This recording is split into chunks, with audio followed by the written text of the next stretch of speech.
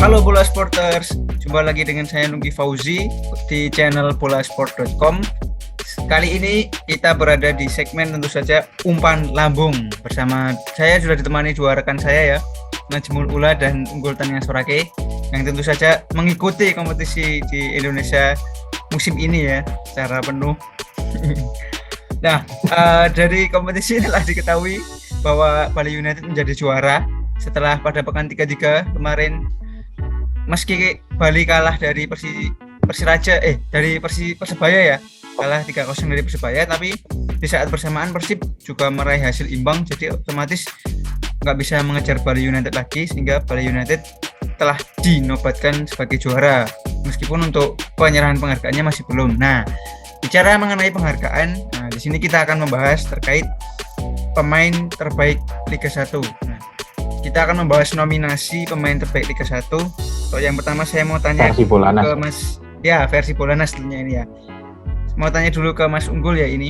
Gimana dari Mas Unggul? Sebutkan 3 nama aja lah nominasi pemain terbaik Liga 1 musim ini. Oke. Ya, Liga 1 musim ini kan penuh kejadian-kejadian yang wonderful lah ya istilahnya.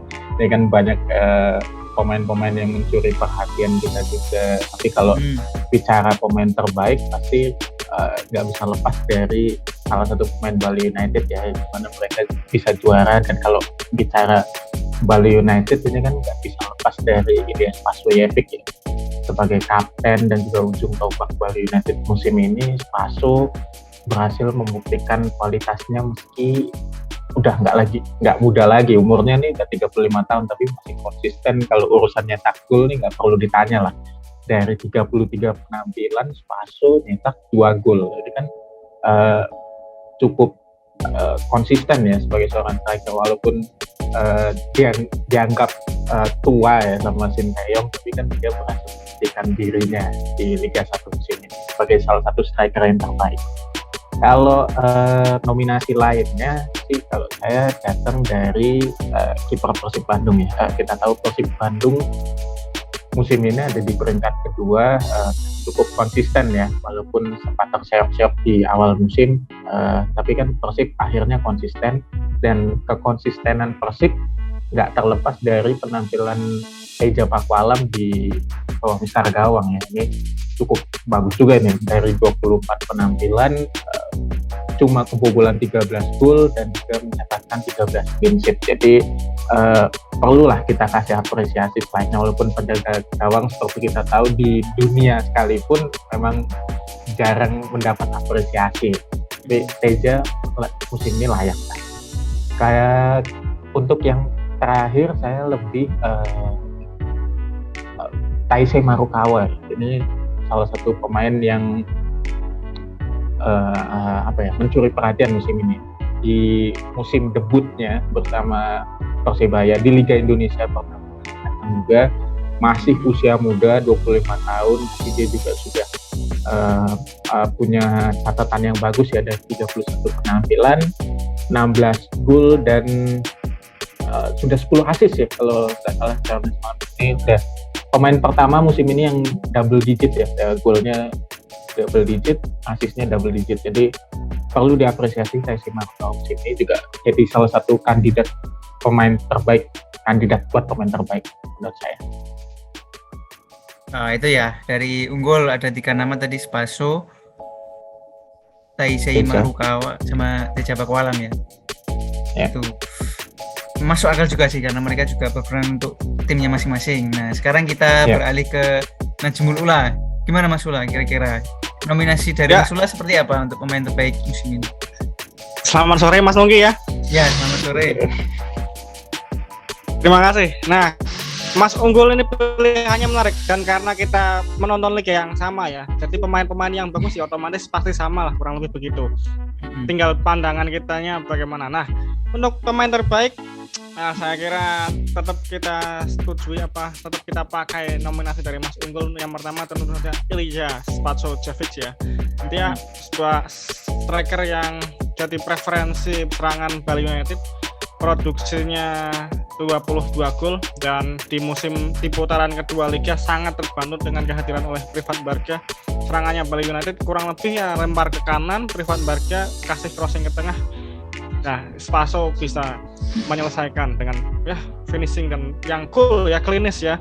Nah, terbukti dia juga dengan 22 gol itu bisa sombong di hadapan Sintayong kan ya. Nah, 22 gol dia berkata di Instagram kan, indikasi untuk pemain yang tua dan cepat lelah. Nah itu saya kira dia punya kepercayaan diri.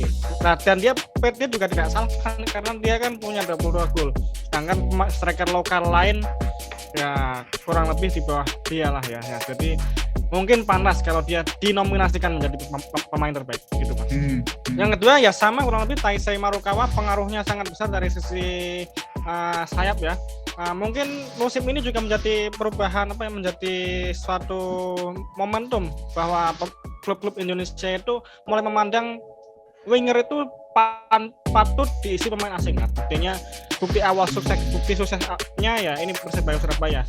Dia menggunakan winger di dua sayap, Taisei Marukawa dan Bruno Moreira, dan Taisei Marukawa menjadi yang tertajam, yaitu tadi 2 double kan, 14 gol dan 10 assist.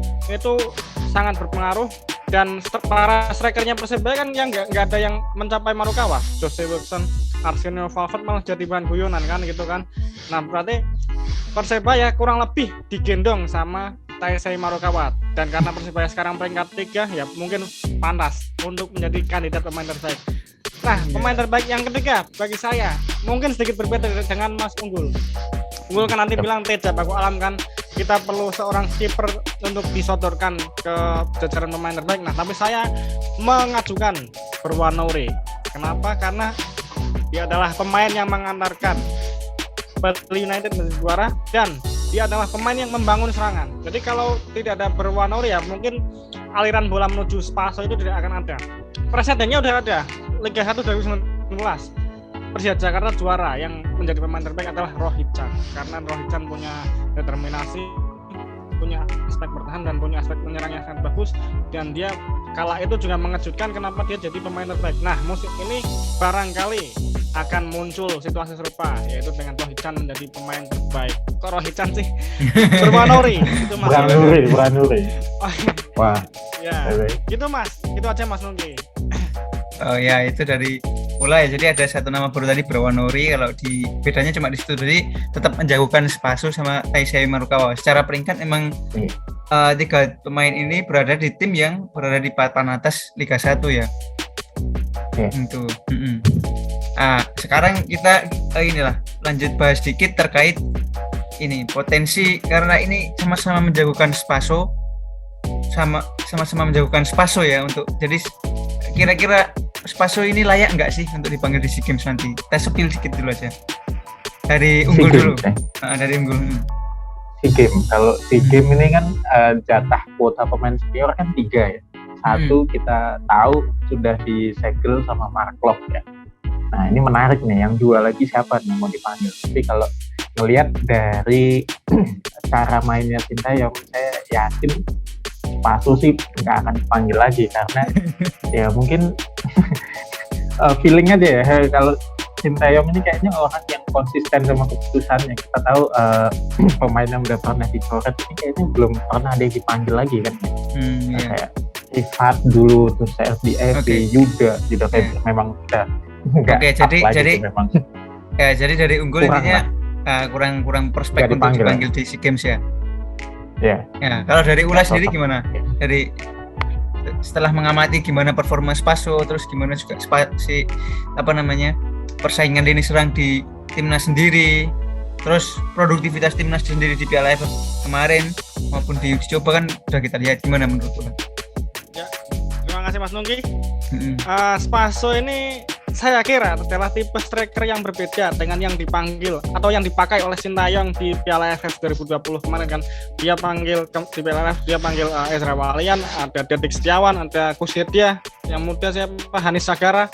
Nah, itu saya kira striker yang punya mobile kan ya, mobilitas kan. Sedangkan Spaso ini sudah berusia 35 tahun dan Sintayong sudah terang-terangan mengkritik mudah lelah ya, gitu kan. Dan barangkali tipe permainan target man, tipe pemain seperti target man seperti Spaso tidak cocok dengan skema Sintayong yang mengandalkan ya pemain-pemain cepat di gelandang serang dan barangkali mungkin di posisi striker pun perlu pemain yang lebih cepat, bukan pemain yang cuma menunggu seperti Spaso begitu. Dan mungkin saya kalau menjagokan siapa yang bakal dipanggil di SEA Games 2022 bulan Mei mendatang, mungkin Spaso tidak akan masuk, benar seperti Unggul. Dan saya bahkan mungkin peluangnya mungkin lebih tinggi Samsul Arif dibanding Spaso Jeffing untuk masuk squad Samsul itu ya. Ya, walaupun dia lebih tua ya. Lebih veteran. Tapi kalau ya jadi mungkin lebih berpeluang di Mas Derajat saya kira. Tapi kalau ditanya apakah Spaso berpeluang masuk SEA Games, tidak lebih berpeluang dibanding Samsul Arif. Itu jawaban saya, Mas. Itu, Mas. Oke, kita nangkep. Nah, ini Bola Sporters jadi nominasi pemain terbaik versi teman-teman dari Polanas. Ada nama-nama tadi ya. Kemudian juga kita sedikit membahas terkait potensi pemain yang sekiranya performanya bagus menjadi pemain terbaik untuk dipanggil timnas di SEA Games nanti. Nah, teman-teman Bola Sporters bisa nih tuliskan di kolom komentar nih nominasi pemain terbaik menurut kalian. Siapa yang masih ada waktu kurang lebih sepekan lah ya untuk menuju pekan ke-34. Nah, mungkin sekian ya Bola Sporters pembahasan kami terkait pemain terbaik Liga 1 bersama Najmul Ula dan Unggul. Terima kasih Ula dan Unggul atas waktunya. Salam olahraga. Terima kasih sudah menonton. Silakan subscribe, like, dan jangan lupa komen di bawah ya Bola Spotter.